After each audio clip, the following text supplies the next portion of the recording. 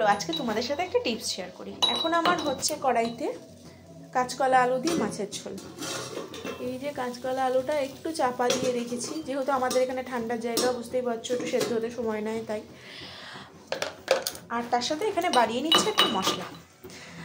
কাঁচকলা আলু দিয়ে মাছের ঝোল আমি পেঁয়াজ ছাড়াই করবো। আমি ঝিঙে, কাঁচকলা, পেঁপে, ঝিঙেটাতে একটু কখনো কখনো পেঁয়াজ দিই, তো পেঁপে, কাঁচকলা এগুলোতে পেঁয়াজ ছাড়াই করি। তো সেই মাছের ঝোলের টেস্ট বাড়ানোর জন্য তোমাদের একটা ছোট্ট টিপস দিই। পুকুরের মাছ, সাধারণত পুকুরে জ্যান্ত মাছ যেগুলো আছে, চারাপোনা, রুই, এই শোল, এইগুলো সাধারণত পেঁয়াজ ছাড়া খেতেও ভালো লাগে। তো এই মাছ যখন তুমি সবজিটা সেদ্ধ করে মাছটা দিয়ে জল দিয়ে দিয়েছো, প্রায় সবজিটা সেদ্ধ হয়ে এসেছে, সে কড়াই থেকে নামানোর 5 মিনিট আগে এই মশলাটা রেডি করে কড়াইতে দিয়ে 5টা মিনিট ফুটতে দিয়ে তারপরে মাছটা নামিও। খেয়ে দেখো কেমন লাগে। তার আগে বলে দিই এখানে কি কি মশলা আছে।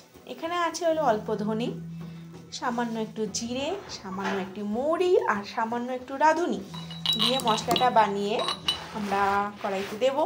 অ্যান্ড খেয়ে টেস্ট করে আমাকে অবশ্যই জানিও যে কেমন লাগলো তোমাদের মাছের ঝোল। আমার বর তো ঘুরছে খাওয়ার জন্য, যাই হোক তোমাদেরও কেমন লাগলো অবশ্যই জানিও।